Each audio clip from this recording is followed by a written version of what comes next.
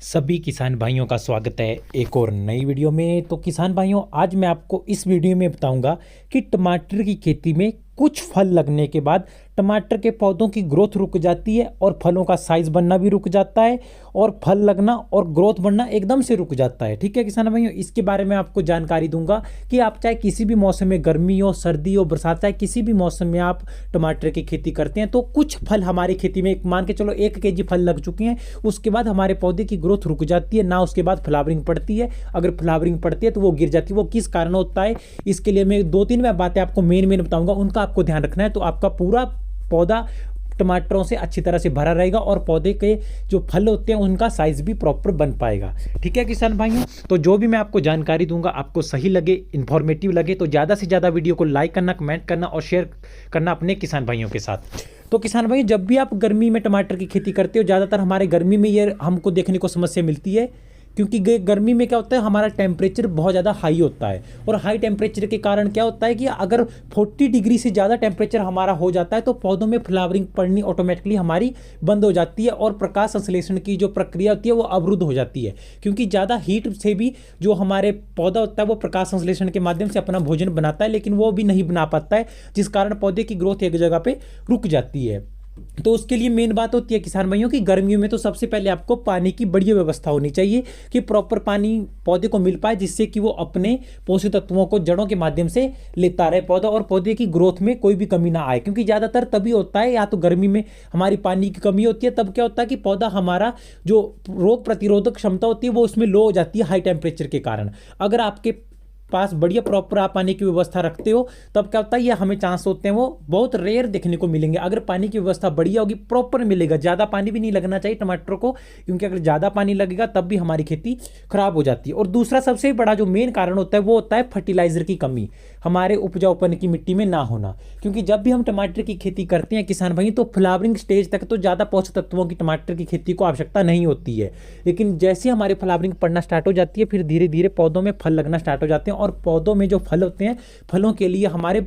उपजाऊपन मिट्टी में माइक्रोन्यूट्रिएंट्स बहुत ज़्यादा जरूरी होते हैं। और माइक्रोन्यूट्रिएंट्स अगर ना हो, उपजाऊपन हमारी मिट्टी में ना हो, तो ऑटोमेटिकली हमारे पौधे की ग्रोथ एक जगह रुक जाती है। जो फल लग रहे होते हैं वो फल भी एक जगह पे रुक जाते हैं, उनका साइज नहीं बन पाता है और जो फ्लावरिंग पड़ती है वो गिर जाती है या प्रॉपर साइज नहीं बन पाता है। तो आपको माइक्रोन्यूट्रिएंट्स मिक्सचर का प्रयोग करना है या आप जैविक खादों का ज़्यादा से ज़्यादा प्रयोग करो। जब आप खेत तैयार करते हो उसी टाइम आप ज़्यादा से ज़्यादा गोबर खाद का प्रयोग करो, जिससे कि लॉन्ग टर्म के लिए उपजाऊपन बना रहे। और हाई यील्ड के लिए अगर टमाटो खेती कर रहे हैं तो आप रासायनिक खादों का भी प्रयोग कर सकते हैं, लेकिन कम रासायनिक खादों का प्रयोग करो,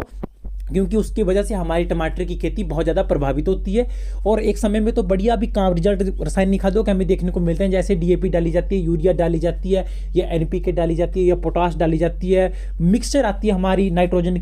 के लिए बढ़ाने के लिए, या बहुत सी खादें आती है हमारी जो कि टमाटर की खेती के लिए बढ़िया होती है, लेकिन उनका एक लिमिट से आप प्रयोग करोगे ताकि हमारी खेती को लॉन्ग टर्म में या आने वाले समय में वो हानि ना पहुंचाए। ठीक है किसान भाइयों, तो मेन होता है कि जब उपजाऊपन ही नहीं होगा तो किसान भाई एकदम से हमारा पौधा उसी टाइम रुक जाता है, क्योंकि सबसे मेन होता है ग्रोथ रुकना हमारा तभी अगर हमारी मिट्टी में उपजाऊपन ही नहीं है। अगर उपजाऊपन नहीं है तो पौधा पानी के सहारे नहीं टिक सकता और ना ही अपनी ग्रोथ बढ़ा सकता और ना ही फलों का साइज बन पाता है। जब अच्छे फर्टिलाइजर होगे तो पौधे को, हर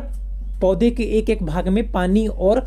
पोषक तत्वों की मात्रा जानी चाहिए। अगर नहीं जाती तो ऑटोमेटिकली हमारी खेती स्टॉप हो जाती है एक जगह पे। तो आपको ज़्यादा से ज़्यादा इन बातों का विशेष ध्यान रखना है। और जब ज़्यादा टेम्परेचर गर्मी में हाई हो जाता है उस कारण भी हमारा रुकता है और पौधे स्ट्रेस में आ जाते हैं। और स्ट्रेस में दूसरा जब आते हैं पौधे, तब हमारी खेती में बहुत ज़्यादा लो टेम्परेचर होता है, सर्दियों में जैसे मान के चलो, तब हमारी खेती स्ट्रेस में जाते हैं, पत्तियाँ मुड़ना स्टार्ट हो जाती है, या टेम्परेचर अप डाउन होता है ज़्यादा। रात को हमारा टेम्परेचर बिल्कुल डाउन है और दिन में बहुत ज़्यादा धूप पड़ रही है, तब भी हमारी खेती बहुत ज़्यादा लड़खड़ा जाती है और हाई टेम्परेचर की वजह से खेती हमारी धीरे धीरे खराब होने लग जाती है। तो आपको हमेशा इन सब बातों का विशेष ध्यान रखना होता है किसान भाइयों की